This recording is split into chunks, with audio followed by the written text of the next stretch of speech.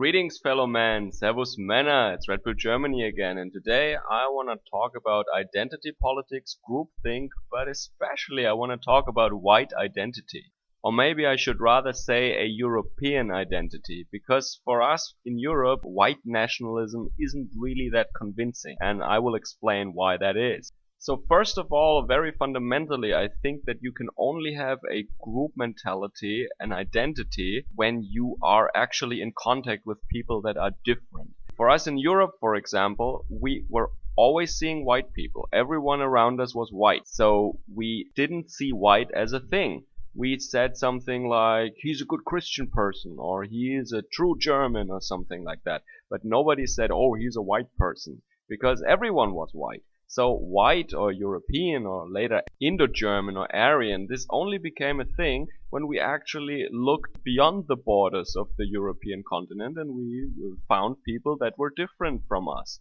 But before that, we actually zoomed in on the smaller details, on the things that differ, that set us apart on a smaller scale, like the difference between Italians and Germans, or between Bavarians and Swabians and stuff like that. And for a large amount, we still do that actually. So I think in former centuries, when there were only Europeans living in Europe and we didn't travel much abroad, we actually didn't think of ourselves as white people, but more of Protestants, Catholics, Dutch people, Swabians, Thuringians, Saxons, and whatever, you know. But the other extreme would, if we would have contact with space aliens, for example. I think when we would be in contact with things with tentacles that breathe sulfur, I guess then the differences between the races within humanity would be forgotten very soon, or they just wouldn't be that important anymore if we actually shared our space with some aliens that are profoundly different from us humans. Think about the movie Independence Day, when all of a sudden all humanity was united against this common foe. And it wouldn't even have to be aggressive aliens. Think if we were so advanced and we would come to another solar system and find an alien species that is not as far as we are and less intelligent, less developed, I think then we would have a human or an Earth identity or something like that. So these are the two extremes I can map out. Yeah? If people, let's say white people in Europe, are just among each other, then their identities, their groupthink is crystallizing around topics that are more religion or regional heritage or something like that, or working class, upper class, something like that.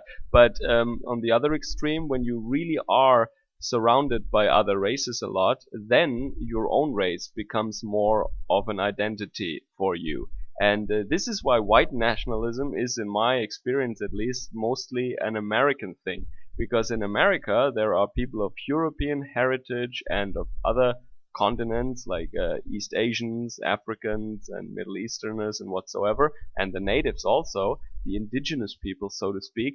So then the fact that white people or people from different European backgrounds have much more in common than with the other people, of course, that becomes a thing, that becomes your identity. But the funny thing is here now that for most of the time, white people didn't have a white identity really. White people were seen as people without heritage, people without a true ethnic culture or background, without ancestors, without customs and traditions. So when you talk about other people's food, you literally say ethnic food. But you know, white people also have an ethnicity. We also have a line of ancestors. We also have customs, traditions like food, music, dance, clothes, whatever. We also have all these things. It's just that the modern man or the postmodern man has forgotten that a little bit. But here comes the thing now. There is a field of study called Whiteness Theory, the study of whiteness theory or whiteness studies. And it is widespread in a lot of communication departments throughout Northern America. And it's now these people, if you look into their research, and I know a couple of those people from way back when, but it's actually interesting that one of their main points is that Sneaky Whitey has oppressed everyone else by making himself invisible, by hiding in broad daylight, so to speak, the normalization of white culture. Of course, also male and heterosexual, but that goes without saying, of course. So evil straight white man has negated the fact that he also has a culture. So according to the adherents of whiteness theory, that means then that all the other cultures are measured against the neutral background of the white man, so to speak, and it's their destiny to finally become just normal people, quote unquote, so white people. And this is of course described as the ultimate hideous thing, the sneaky, worst and most evil lie ever conceived in the history of mankind, by which white people hold the chains that are linked to the necks of the poor people of color. And but now what happens, since the 60s more or less, the dominant culture, it wasn't dominant to begin with, it was the students and the radical professors back then, but now these people are at the right age to be in power and to be the dominating generation, so to speak, and their minions are having the power, of course. And it is this narrative that vilified white men or straight white men, that we're told all the time that we're racist, that we're women haters, that we try to oppress others and we take away their rights, and we're so violent and aggressive and we abuse them and all that stuff.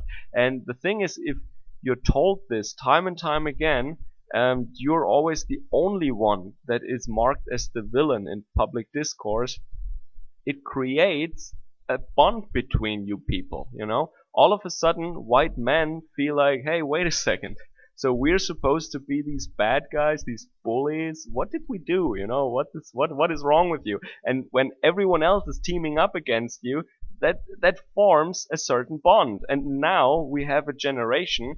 You can call it the alt-right in the US, or the bloc identitaire, or the génération identitaire in Europe, and it basically primarily came from France, I believe. So we also have the identitary movement of young Europeans here in Germany, of course. So now we have a generation that is doing the opposite of what these whiteness theory guys were accusing white men of all the time. They are now stepping up and they're saying, we are just normal people like everyone else. We have ancestors, we have customs, we have a culture, and we also want our indigenous homelands, this ethno-culturalism that they're propagating, that they want to respect other cultures, but they also want respect for their own culture in their own homeland. And now, of course, everyone is screaming Nazi, Nazi, racist, So it just goes to show that you cannot appease those people. If you act like if you don't have a culture, that you are not an ethnic group with an identity, then they're saying, oh, this is a ruse, this is a scheme, this is an evil lie by which you want to oppress us. You're acting as if you don't have a culture, as if you're not a racial group or something. And now when people do the opposite, when they say, oh, we are actually also an ethnic group, we have a culture, we have an ancestral line, we have a homeland, we have all these properties, then you're accused of being a hardcore fascist or a Nazi. So I'm at the point now where I just don't care anymore. And at this point, I also want to give a shout out to a commenter of mine. He's a fellow YouTuber. His name is Pjotr Panonski. He lives in Germany, and his background is Croatian, and he's a smart guy. He speaks a lot of languages, and he uses these languages to translate between English and German, but he also speaks Russian. And so if you're English speaking, and if you also want to know what's going on in Germany, some of his videos might be for you. Or if you're speaking German, he also translates into the other direction, and he has some YouTube videos on his channel. Maybe he will publish more in the future if you all subscribe to him. And he also publishes articles on the webpage of the Identitary Generation Germany, Identitäre Generation. So to sum up, I would say that whiteness or Europeanness basically only becomes a thing when you're confronted with a lot of people who are not white or who are not from Europe. When Europeans were among each other, they focused on different things. European identity was not a thing when it was just Europeans. The other thing is, you really can't appease those people. Look at whiteness theory. If you have a robust character, and you can stomach this level of craziness that you will meet when you read through the papers of these whiteness study people. It is basically found in communication departments in Northern America, and it is just crazy, batshit insane. And they accuse white people for acting as if they're not a distinct group, and when they act like a distinct group, of course they're Nazis, right? So don't even try to appease those people. It can't be done. Enjoy your evening. Servus, Kameraden.